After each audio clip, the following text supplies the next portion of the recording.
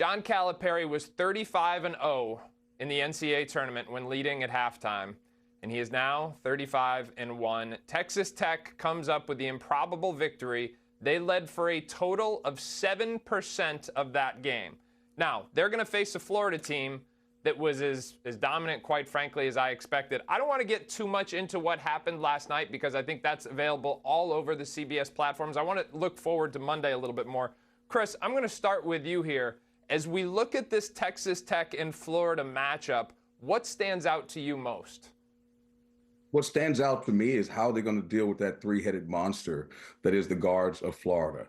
I love Elijah Hawkins, but he's a small guard. Chance McMillan, again, as I told those guys yesterday, it's just a game-time decision. I said, you know what that means? That means he's unavailable. So I'm going to assume he's going to be unavailable for this game as well. Again, Florida is probably the most complete team. I know a lot of people talk about Duke, but if you go inside and outside and you talk experience, the only least experienced thing about Florida is the coach, because they have it and everything else on the floor.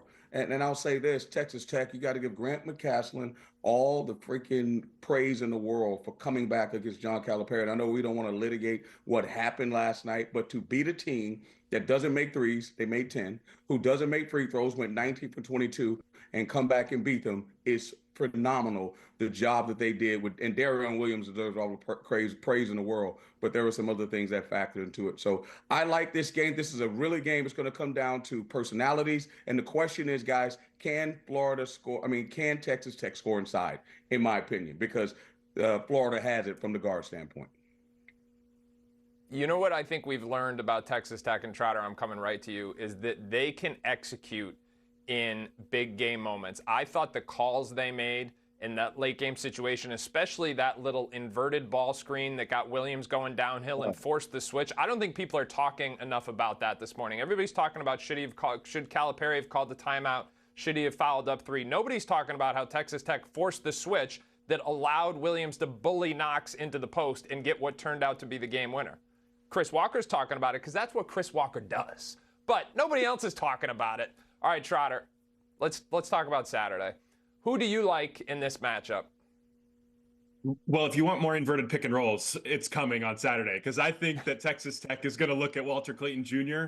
and be like, let's go. I know you're an All-American, but you're guarding today. And Darion Williams is going to try to get that screen onto him as much as possible, try to get him isolated on the block where he can go right to work as a playmaker and as a play finisher. So I think Texas Tech, like the twitchiness of Arkansas, gave them some real problems. They were smaller than Arkansas at all five positions. Florida has some of that same size advantage, but I don't think Florida has necessarily like those big twitchy wings that Arkansas gave Texas Tech a lot of trouble with.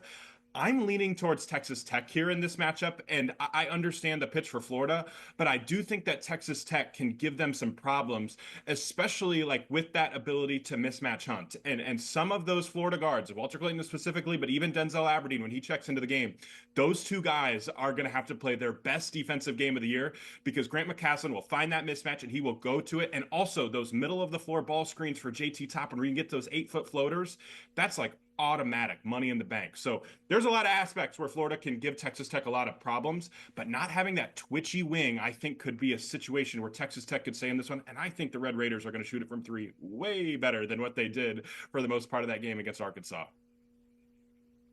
All right, guys, I got three quick subplots that I'm looking for in this one. Trotter, you just said they're going to shoot the ball way better in this one. I didn't think Texas Tech was in a good offensive rhythm all night long. I thought they got away with one because they executed down the stretch and they were not their normal selves. Remember, this is a top 5 offensive team in the country normally, and they were not in a good rhythm. My question for Texas Tech offensively is, what does Toppin look like rolling into those 4 starting caliber bigs of Florida? But the third point, by extension, I think they're really going to attack Condon. They're really going to see how, I know he came back, but he looked ginger on that ankle, and I think they're going to measure him laterally. They're going to try and get him in switches because, like Trotter, you said, they really don't have wings. They've got guards and they've got bigs. It's going to be interesting to see. Let's end it with this quick pick. I'll jump into Chris. Who you got? I got Florida definitely moving on. Texas Tech, as you said, they escaped one last night. I just think Florida's too big, and that three-headed monster, I get what you guys are saying about the guards, but I'll take those 3 guards versus Tech guards. Trotter, you going Tech? Yeah, I have Texas Tech in my bracket at the beginning. I got to stick with it. So I'm sticking with Texas Tech, even though I do think Florida makes a lot of sense tomorrow, too. All right, well, I have Florida winning the whole thing when this started, so I'm not going to go against them now. I got the Gators. We'll see what happens on Saturday. But if you've been watching this show and you've been making the picks we've suggested, you've been right quite a lot. I'm just saying.